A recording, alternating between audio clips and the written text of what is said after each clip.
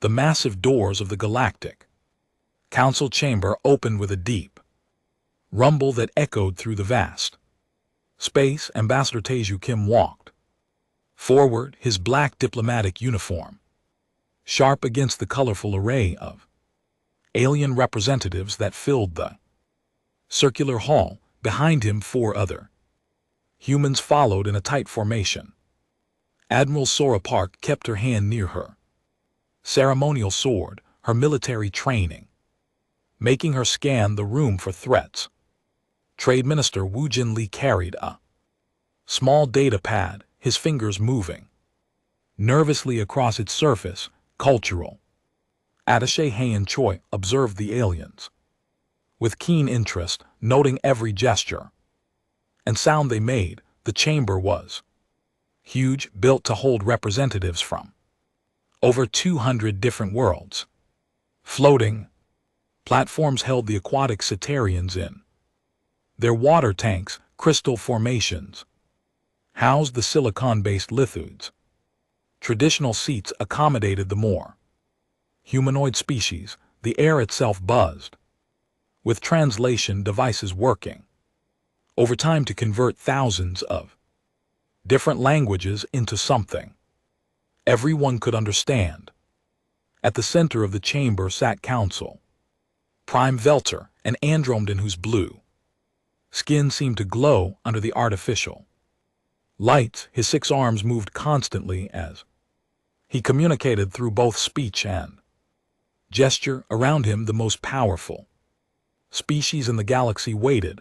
Ambassador Kim Beltaran's voice boomed through the speaker. Your species has requested this emergency session.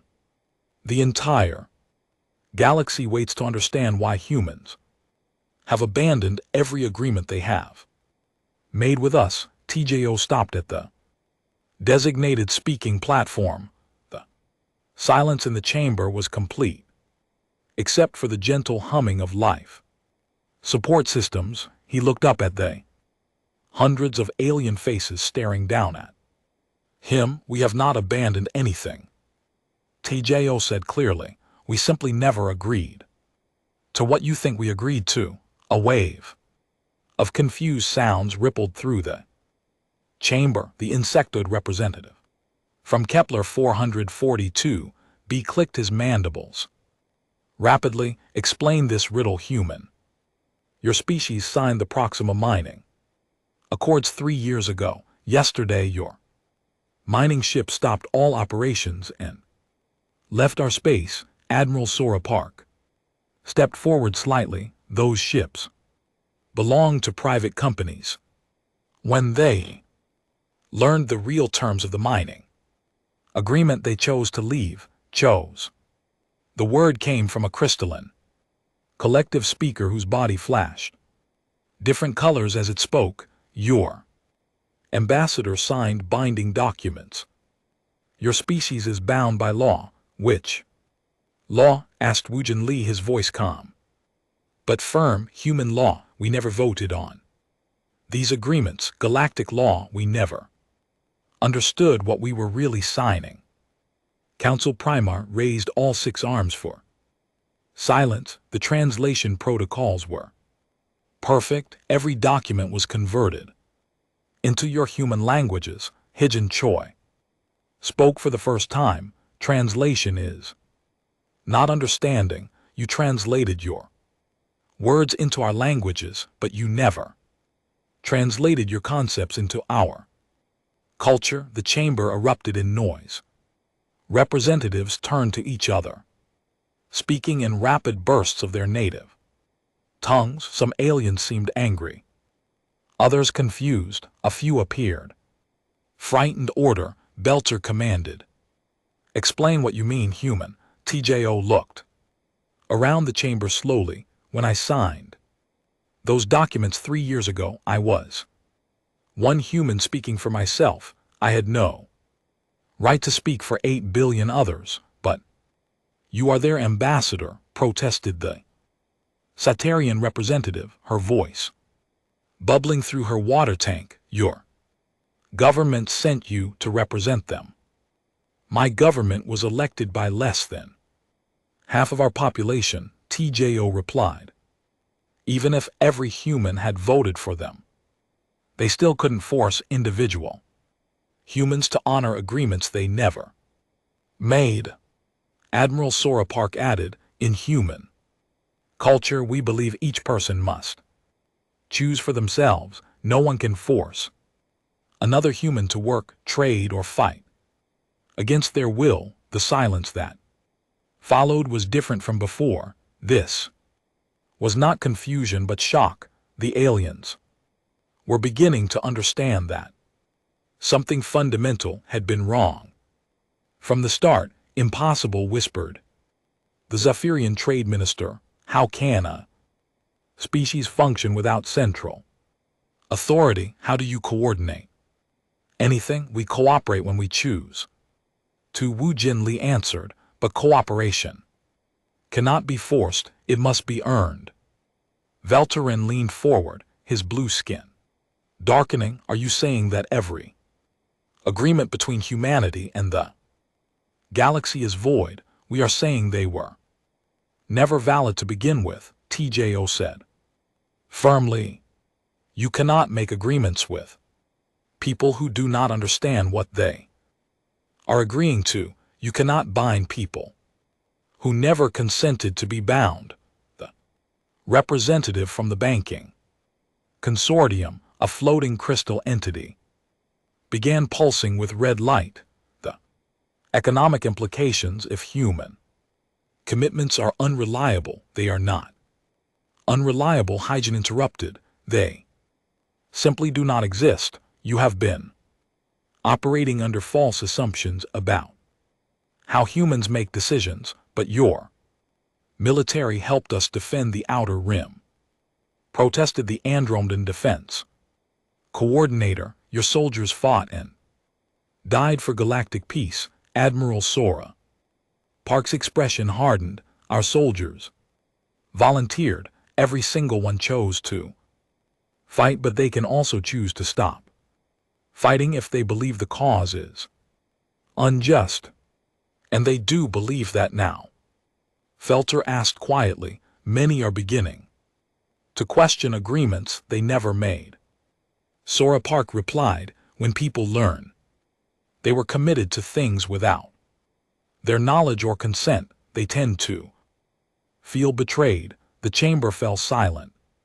Again, the weight of the revelation was sinking in. Every trade deal, every military alliance, every cooperative agreement between humanity and the galaxy was built on a fundamental misunderstanding.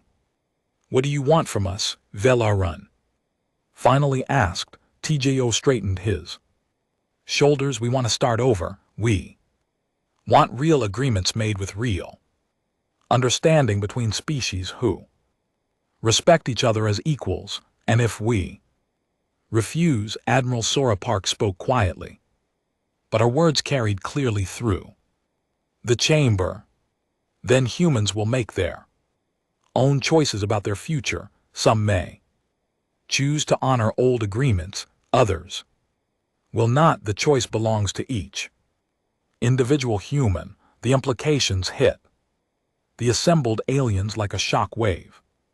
Humanity was not negotiating. They were not making demands or threats. They were simply stating facts about their nature that no one had bothered to understand before. We need time to consider this, Balaran said, his voice shaking slightly. Of course, Tejo nodded. We have waited 20 years to be properly understood. We can wait a little longer.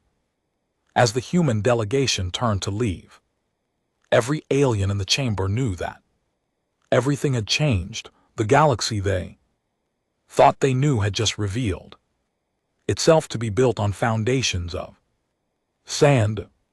Dr. Yunsu Yun stood before the largest holographic display the Galactic Council had ever seen. The projection filled the entire center of the chamber, showing complex diagrams that made many aliens shift uncomfortably in their Seats, she wore simple gray clothes, but her presence commanded attention from every representative in the room. 3 days ago, you asked us to explain how humans think, she began, her voice clear and steady. Today I will show you why every agreement you made with us was impossible from the start. The first image appeared in the hologram. It showed the brain structure of an Andromedan with bright lines connecting different regions. Council Prime Velter.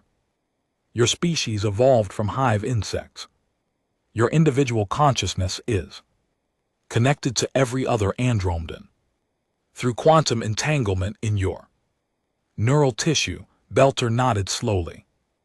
This is common knowledge. When you make a decision, Yunsu continued, you are not just making it for yourself. Your choice becomes part of a shared network that influences every member of your species. When you signed agreements with humans, you believed you were speaking for humanity the same way you speak for Andromedans.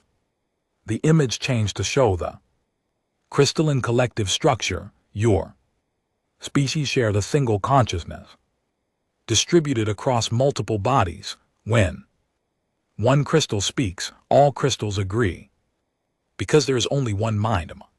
You, the collective representative, pulsed bright blue. Correct. We cannot understand how individual consciousness could function without connection to the whole. Yunu gestured and new images appeared. The Saterians have genetic memories shared across their entire species. The Zaparians communicate through pheromones that create instant consensus. The Lithuids think as a planetary organism. She paused and looked around the chamber. Every species in this galaxy has some form of collective decision-making. When your representatives sign agreements, they truly represent their entire species because they are their entire species in some way. Admiral Sora Park stepped forward. Now show them human brain structure. The hologram shifted to display a human brain. Unlike the other images, this one showed no connecting lines to other brains. It stood alone, isolated completely. Individual humans, Yunu said quietly, are the only known species in the galaxy with true individual consciousness. When a human makes a decision, it affects only that human. We cannot speak for each other because we cannot think for each other. The silence in the chamber was complete. Many aliens stared at the display as if seeing something impossible. Yulai hissed, the insectoid representative. No species could survive with such chaos. How do you coordinate? How do you make group decisions? We argue, said Trade Minister Wu Jin Li with a slight smile. We debate, we vote, sometimes we agree, sometimes we do not. We have wars, elections, revolutions, and peace treaties, all because we cannot force each other to think the same way. Council Prime Velter's blue skin had turned pale. Are you saying that when Ambassador Teju signed our agreements, he was not representing humanity? He was representing only himself. Confirmed Yunu. He thought he was representing Earth's government, but even Earth's government cannot speak for humans who disagree with it. Cultural attaché Hijin Choi activated another display. Let me show you how human government actually works. In our last global election, only 4.2 billion humans voted out of 8.3 billion total. Of those who voted, 2.1 billion chose the current government. That means our representative government actually represents about 25% of humanity. The rest simply ignored the election. Asked the Saterian representative, her voice bubbling with confusion. Some could not Vote due to age or legal restrictions. Hadjian explained, others chose not to. Vote because they disagreed with all candidates, others forgot to vote. Others were too busy with their own lives to care about politics. Banking Consortium representative flashed red. And GT, how can such a system function? And GT, how do you maintain order? We don't. Admiral Sora Park said bluntly, humans are constantly in disagreement about everything. We have thousands of different governments, millions of different companies, billions of different opinions, what you call chaos. We call freedom, Yun-Su brought up. Another display showing human population distribution. When you made agreements about human labor, you assumed our governments could deliver workers. But humans work only when they choose to work. They can quit any job, move to any place, change their minds at any time. When you made military agreements, Sora Park added, you assumed our armies would obey orders forever, but human soldiers volunteer to serve. They can resign, refuse orders they consider immoral, or simply desert if they disagree with a war. The Zephyrian trade minister released stress pheromones that made nearby aliens back away. This explains the production shortfalls. We ordered materials from human factories, but the workers simply stopped working. Many did, confirmed Wu Jin Li, when they learned their labor was being used to fulfill agreements they never made. They felt betrayed. Some quit immediately, others demanded better pay. A few actually increased production because they supported galactic cooperation, but without coordination, without central authority. How do humans accomplish anything? Belterin asked desperately. Hygiene smiled. We cooperate when we want to. When humans choose to work together, we can accomplish incredible things. We built faster than light ships, explored the galaxy, and created technologies that impressed you enough to invite us into your community. The key word emphasized is choose. Humans cooperate by choice, not by compulsion. Force us and we rebel. Ask us and we might surprise you. Admiral Sora Park gestured to the hologram showing galactic trade routes. Half of these routes depend on human ships and human crews, but those crews are not slaves. They work because they are paid well and treated fairly. Change the terms without asking them, and they will find other jobs. The Tau City mining operation failed. Wu Jin Li continued because miners were told they had to work there for 5 years. When they learned this, most simply came home. A few stayed because they actually enjoyed the work. Council Prime Velterin looked around the chamber at his fellow representatives. Many seemed to be in shock. Others appeared confused or frightened. Dr. Yun, he said slowly, are you telling us that individual humans can simply ignore agreements made by their representatives? I am telling you that humans have always ignored such agreements, Unsu replied. You just never noticed because you did not understand what to look for. She activated a final display showing human migration patterns over the past 20 years. Look at this data. Humans constantly move between worlds, chain jobs, start new businesses, join different organizations. What you interpreted as a stable, controllable population was actually 8 billion individuals making independent choices. Every day, the revelation hit the aliens like a physical blow. Everything they thought they knew about humanity was wrong. Every assumption about human Behavior was based on their own collective nature, not on how humans actually lived. What do we do now? Whispered the crystalline collective. Representative. Admiral Sorapark looked around the chamber with something that might have been sympathy. Now you learn to deal with humans as we actually are, not as you imagine us to be.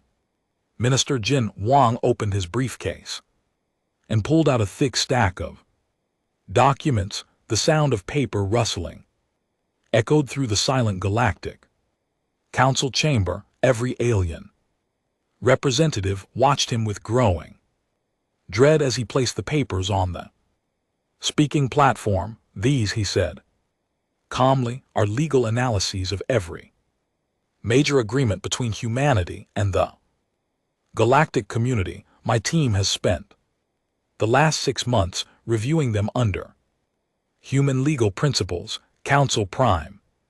Velterin leaned forward, his 6 arms gripping his chair tightly. What did you find? Complete legal invalidity, Jin Wu replied without emotion.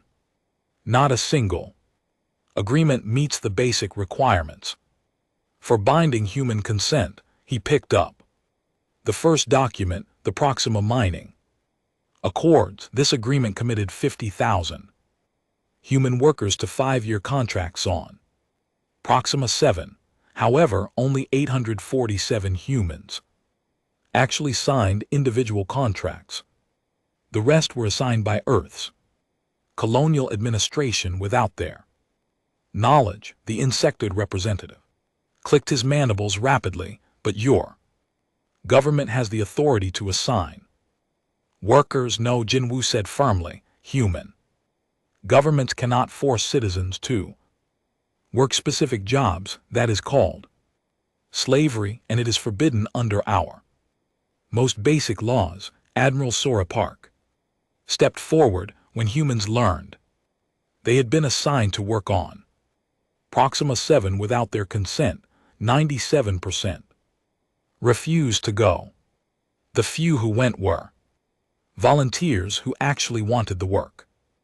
The banking consortium representative flashed bright red, but the economic projections, the production quotas, how can we plan anything if human labor commitments are meaningless? They are not meaningless, corrected Trade Minister Wu Jinli. They are simply different from what you expected. Humans will work when they choose to work and are fairly compensated for their labor.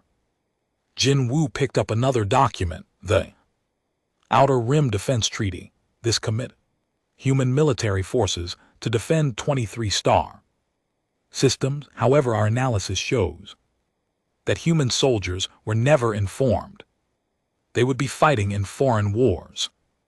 Cultural attaché Hijin Choi activated a holographic display showing recruitment statistics. Human military recruitment is entirely voluntary. Soldiers signed contracts to defend Earth and human colonies. They did not agree to fight in wars for alien species they had never heard of, but they did fight, protested the Andromedan Defense Coordinator. Human soldiers died defending our world. Admiral Sora Park's expression grew serious. They fought because their commanders told them it was necessary to protect Earth. When they learned the truth about the treaty obligations, many units voted to return home immediately.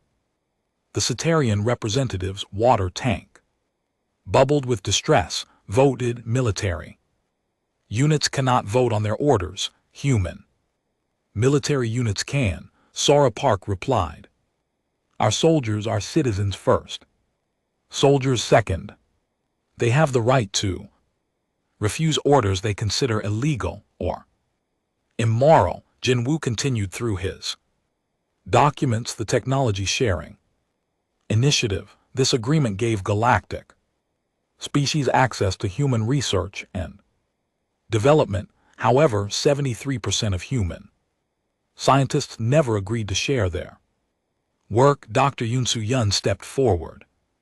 Human scientists share knowledge freely when they choose to, but they also have the right to keep their discoveries private, sell them to the highest bidder, or share them only with people they trust.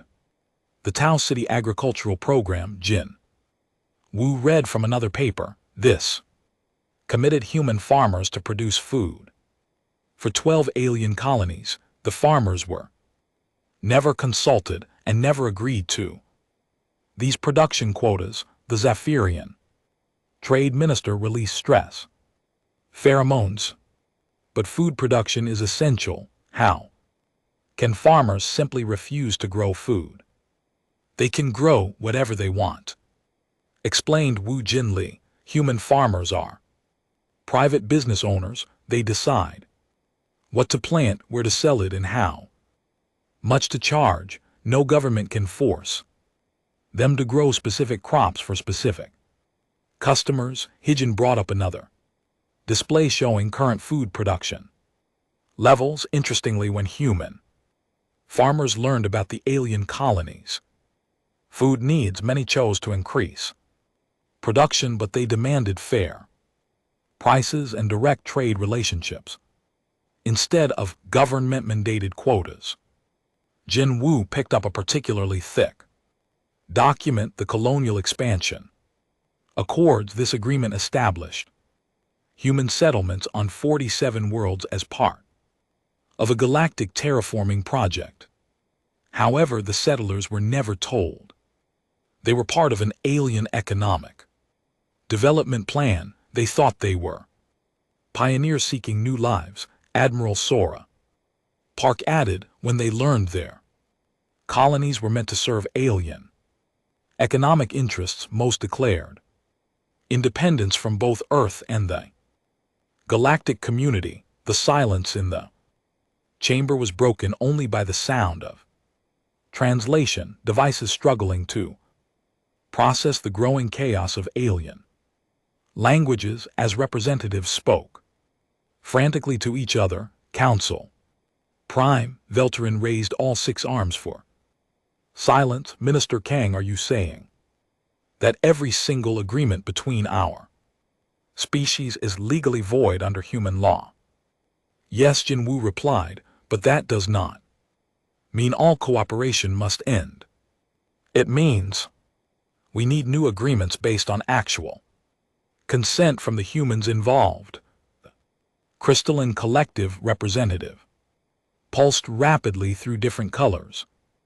How can we make agreements with 8 billion individuals? The complexity is impossible. You do not need agreements with 8 billion individuals, Hijin explained patiently. You need agreements with the humans who actually want to work with you. Many humans are eager to trade, explore, and cooperate with alien species, but they want to do it by choice, not by compulsion. Captain Yang Suhan entered the chamber and approached the speaking platform. He wore the uniform of Earth's Independent Fleet Command, an organization that had not existed 6 months ago. I represent 2.3 million human military personnel who have chosen to continue honoring defense agreements with alien species, he announced. But we do so as volunteers, not as conscripts. We fight when and where we choose to fight. Admiral Sora Park nodded approvingly. Captain Han's fleet represents about 40% of human military forces. The rest have chosen different paths. Some returned to Earth to defend human colonies, others formed independent mercenary companies. A few became pirates. The word came from multiple aliens simultaneously. Freedom includes the freedom to make bad choices, Sora Park said with a slight smile. We warned you that humans are unpredictable. Jin Wu picked up his final document, the Galactic Trade Standardization Agreement. This Establish common currencies, trade, regulations, and economic policies. Across all member species, humans never voted on this agreement, and it violates several human economic principles. Wu Jin Li stepped forward. Human companies can trade in any currency they choose. They can set their own prices, choose their own customers, and ignore regulations they consider unfair. No central authority can control human economic activity. The banking consortium representative was now flashing so rapidly between colors that it was hard to look at directly.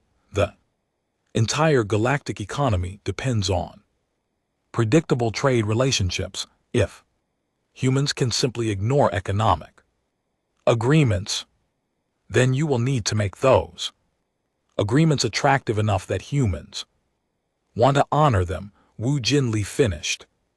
Competition, choice, and voluntary cooperation produce better results than forced compliance. Council Prime Terran looked around the chamber at the growing chaos. Many alien representatives were in heated discussions with their advisors. Others sat in stunned silence. A few appeared to be having what humans might recognize as panic attacks. What do you propose we do? He asked quietly. Ambassador Taeju Kim, who had remained silent throughout the presentation, finally spoke. We propose that you learn to work with humans as partners instead of as resources to be managed. We propose that you discover what happens when cooperation is based on mutual benefit instead of legal compulsion. He paused and looked around the chamber. We propose that you find out what humanity can accomplish when we choose to work with you instead of being forced to work for you. The chamber fell silent as the full implications of humanity's revelation sank in. The galaxy was about to discover what 8 billion individuals could do when they were finally free to choose their own destinies. Dr. Myung stood at the center of the Galactic Council chamber, surrounded by holographic displays showing charts, graphs, and legal documents. The assembled alien representatives looked exhausted after 3 days of continuous sessions, but their attention remained focused on her every word. You have asked what humans need for valid agreements, she began, her voice carrying clearly through the vast space. Today I will explain the minimum requirements for any binding contract with human beings. Council Prime Veltaran gestured with 2 of his 6 arms. Please proceed, Dr. Song. The galaxy is listening. The first holographic display showed a simple flowchart. Individual informed consent, Myung announced. Every human affected by an agreement must personally understand and approve of their participation. What does that mean in practical terms? Asked the Cytarian representative, her voice bubbling through her water tank. It means, said environmental coordinator Dawn Kim, stepping forward, that if you want humans to work in your mines, every single miner must know exactly what they will be doing, where they will be working, how long they will be there, what they will be paid, and what risks they will face. The insect representative clicked his mandibles nervously. But that could involve millions of individual contracts. Yes, Dahun replied simply. If you want millions of humans to work for you, you need millions of agreements. Humans do not come in bulk packages. Myung activated the next display. Transparent information disclosure. Humans must know all relevant facts before making decisions. Hidden terms, secret clauses, and undisclosed consequences make any agreement invalid. Industrial production. Chief Zhongho Park approached the platform carrying a data tablet. For example, the Kepler manufacturing. Accords committed human factories to produce 500 million units of quantum processors annually. However, the human factory owners were never told these processors would be used in weapon systems. When they learned the truth, he continued, 78% of the factory stopped production immediately. The remaining 22% demanded triple pay and the right to inspect all induce applications. Banking consortium representative flashed bright orange, but such transparency could compromise trade secrets and strategic advantages. Then you must choose, said trade specialist in Ho Choi, joining the group at the platform. Do you want human cooperation, or do you want to keep your secrets? You cannot have both. Myung moved to the third display, democratic ratification. Agreements affecting large numbers of humans must be approved through genuine democratic processes. The Andromeden defense coordinator leaned forward. Explain this requirement. Human governments can only make binding commitments when they have clear authorization from the people they represent, explained military coordinator Sujin Kim. This means real elections with real choices, not the ceremonial votes you witnessed during our admission to the galactic community. Admiral Sora Park stepped forward. The Outer Rim Defense Treaty was never put to a democratic vote. If it had been, human voters would have demanded to know exactly which battles they were committing their soldiers to fight, and many would have voted against it, added Captain Young Suhin. Humans are not automatically willing to die for alien causes. We need to be convinced that the cause is just and the methods are honorable. The fourth display appeared, showing legal frameworks. Right of withdrawal. Myung announced humans must always retain the right to change their minds and leave agreements that no longer serve their interests. Crystalline collective representative pulsed rapidly through multiple colors. But long-term planning requires stable commitment. How can we invest in projects if humans can simply abandon them?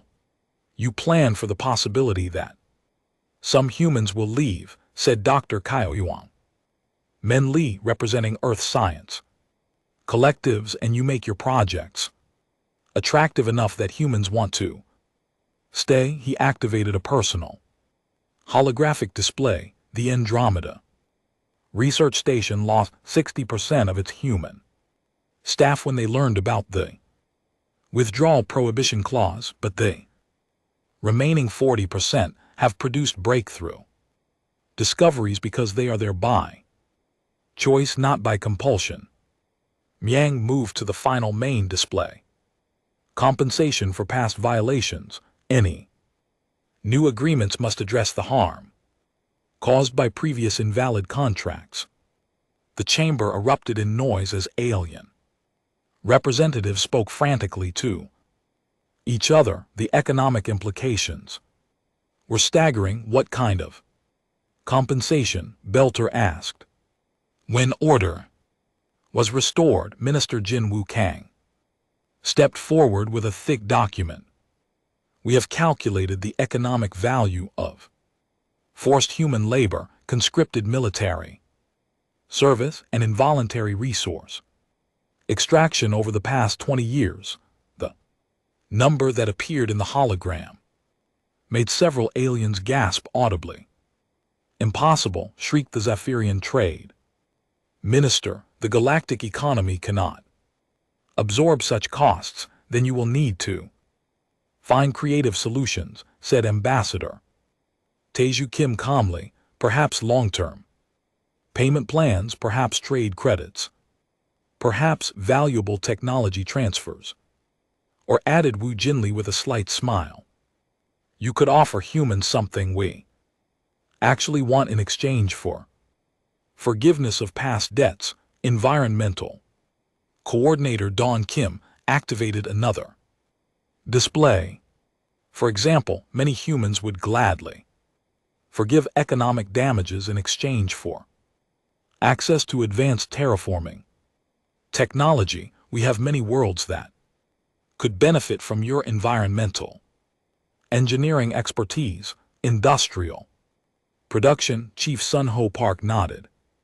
Human manufacturers would consider debt forgiveness in exchange for advanced material science. Your crystalline composites could revolutionize our construction industry. What you call compensation, Dr. Kyung Min Lee added, could become the foundation for genuine partnership. Instead of taking from humans, you could be trading with humans. Myung activated a new set of displays showing potential cooperation models. These are examples of agreements that would meet human requirements for validity. The first example showed a mining operation, voluntary miners working for competitive wages with full knowledge of risks and working conditions. Contracts can be terminated by either party with reasonable notice. Profits shared between miners, management, and local communities. The second showed a military alliance, volunteer soldiers serving specific missions for specific time periods. Clear rules of engagement, the right to refuse orders that violate human military ethics, regular rotation back to Earth for rest and retraining. Third showed a trade relationship, human companies choosing to accept alien contracts based on transparent terms and fair pricing, no production quotas that companies cannot meet, no exclusive dealing arrangements that prevent humans from trading with other species. Captain Young Suhan stepped forward. I have 50,000 human soldiers ready to honor existing defense commitments under these new terms. They know exactly what they are fighting for and why. They are more effective than twice that number of conscripted troops. Industrial Production Chief Sun Ho Park nodded. Human companies are already negotiating new contracts under these principles. Production efficiency has increased 40% because workers understand and support their goals. The most important thing to understand, Myung concluded, is that these requirements are not obstacles to cooperation. They are the foundation for better cooperation. She gestured to all the displays around her.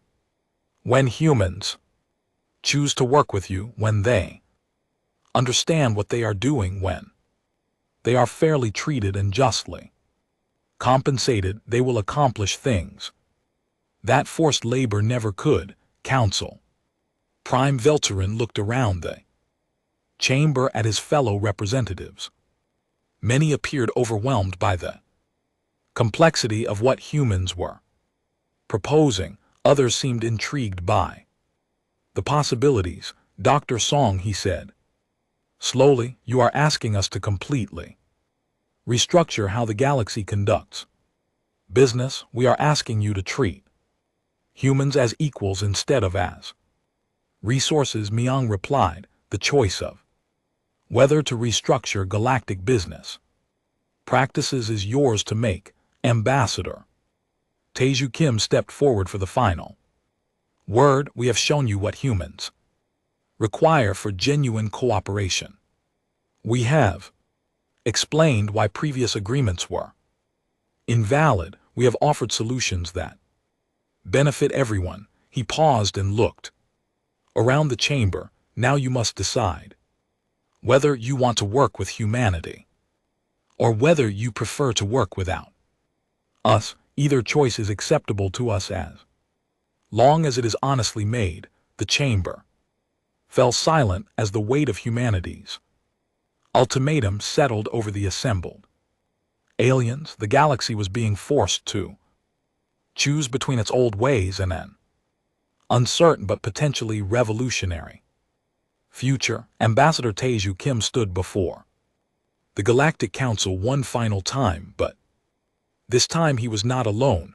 Behind him stood representatives from dozens of independent human organizations that had formed during the 6 months of negotiations. The chamber buzzed with nervous energy as alien representatives waited to hear humanity's final terms. The chaos you feared has become our strength, TJO began, his voice carrying clearly through the vast space. When humans were freed from agreements they never made, they did not retreat into isolation. They organized themselves in ways that surprised even us. He gestured to the woman beside him. Commander Jiha Park represents the independent mining consortium formed by 200,000 human miners who chose to continue working in alien space under fair contracts. Jiha stepped forward, her mining gear replaced by a crisp business suit. My miners voted to honor existing commitments to 17 alien worlds, but under new terms. We work 8-hour shifts. Instead of 12, we receive hazard pay for dangerous conditions. We rotate home every 6 months instead of staying for years, and our production has increased by 35%, she added with a smile. Happy miners work harder than forced miners. The insectoid representative clicked his mandibles rapidly. But the contracts, the legal frameworks, how do we manage hundreds of individual agreements the same way humans manage millions of employment contracts every day, replied trade specialist in Ho Choi. With computers, automation, and standardized terms that individuals can understand and modify, TJO introduced the next representative, Engineer Dong Hun Kim, speaks for the Fusion Collective, a voluntary association of 50,000 human scientists and engineers. Dong Hyun activated a holographic display showing fusion reactor designs. We have shared our latest breakthrough in fusion technology with 12 alien species, not because we were forced to, but because they offered us valuable knowledge in return. Dr. Kyoung Min Lee stepped forward. The crystalline collective taught us new materials, science. The Andromedans shared quantum computing advances. The Cetarians provided bioengineering techniques. When cooperation is voluntary, everyone benefits more than when it is forced. Council Prime Velterin leaned forward, his blue skin showing signs of stress. But what about large-scale projects? Galactic infrastructure, defense against external threats, military coordinator. Sujin Kim approached the platform.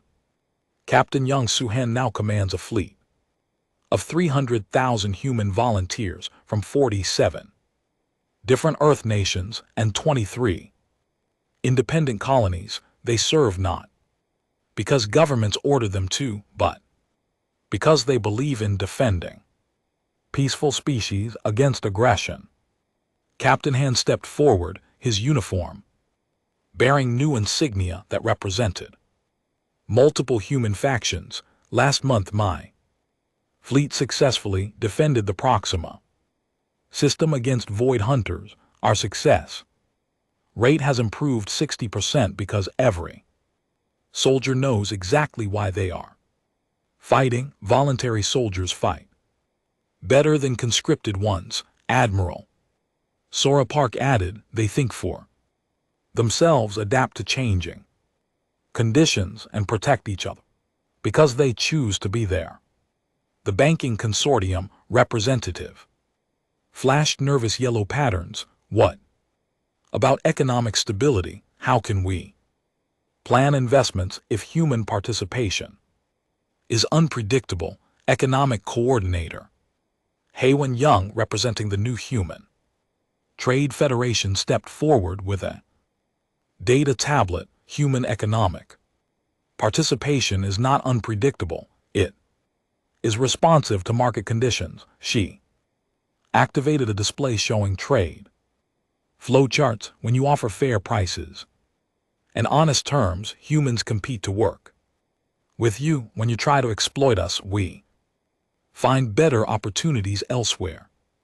This is not chaos, it is market efficiency. For example, added industrial production chief X manufacturers received 400% more orders from alien species after we established transparent pricing and quality guarantees. Aliens trust human products more when they know humans are building them willingly. Environmental coordinator Dun Kim stepped forward carrying soil samples from multiple worlds. The terraforming coalition represents 80,000 human agriculturalists and environmental engineers. We are currently improving the atmosphere and soil conditions on 34 alien worlds. The difference, she explained, is that we work with alien ecosystems instead of destroying them. When humans choose to help, we find creative solutions that forced labor could never discover. Dr. Myung Song approached with a group of aliens wearing human-made translation devices. The Cultural Exchange Initiative has established direct relationships between human communities and alien communities. Without government interference, we have learned more about each other in 6 months than in the previous 20 years. One of the aliens, a young Andromedan, spoke through the translation device. I lived with a human family on Earth for 3 months. They taught me individual decision-making. I taught them collective harmony. We found balance between our ways of thinking. Council Prime Velterin stood up, all 6 arms trembling slightly. Are you saying that the galaxy works better when humans make their own choices? We are saying, TGO replied, that cooperation works better than coercion for any species, not just humans. Communications Director Sunmi Lee activated a galaxy-wide broadcast system. We are transmitting these proceedings to every human community in known space. As we speak, 8 billion humans are learning about the choices available to them. The chamber's main display showed real-time responses from human communities across the galaxy, millions of acceptance messages for voluntary cooperation agreements, thousands of applications to join various human collectives, hundreds of new proposals for human-alien partnerships. This is remarkable, whispered the Satarian representative. Humans are organizing themselves faster than our collective consciousness can process. Dr. Yoon smiled. Individual consciousness is more flexible than collective consciousness. When each person can think independently, solutions emerge that no single mind could imagine. Technology Coordinator Minyu Bei stepped forward with a device none of the aliens recognized. This is a quantum communicator built through voluntary cooperation between human engineers and lithium crystals. It provides instantaneous communication across galactic distances. Impossible, gasped the crystalline collective representative. Our science indicated such technology would require centuries of development. Your science assumed forced cooperation between species who barely understood each other. Minyu replied, voluntary cooperation between species who respect Each other can accomplish impossible things. Ambassador Taeju Kim gestured to all the human representatives around him. This is our counter offer to the galaxy. Not a single agreement signed by distant governments, but thousands of voluntary partnerships between humans and aliens who choose to work together. You wanted to control humanity through our governments, Admiral Sora Park added. Instead, you can cooperate with humanity through our free associations. The chamber fell silent as the full implications became clear. The aliens were not being offered a new version of their old system. They were being invited to participate in something completely different. What happens if we refuse? Asked Velter quietly. Then humans continue to make their own choices, TJO replied. Some will work with alien species who treat them fairly. Others will focus on human projects and human worlds. The galaxy will continue to function, but without forced human participation. He paused and looked around the chamber. But if you accept, you will discover what 8 billion free individuals can accomplish when they choose to work with you, instead of being forced to work for you. Cultural attaché Jin Choi stepped forward for the final statement. We have shown you that human chaos can become human creativity. We have proven that human unpredictability can become human innovation. We offer you a partnership between equals instead of a contract between master and servant. The choice, Ambassador Taeju Kim concluded, is yours to make, but choose quickly, because humans are already building the future, with or without you. As the human delegation prepared to leave, the chamber erupted in frantic discussions among the alien representatives. The galaxy stood at a crossroads, and the path they chose would determine whether humanity's revolution would transform galactic civilization or leave it behind entirely.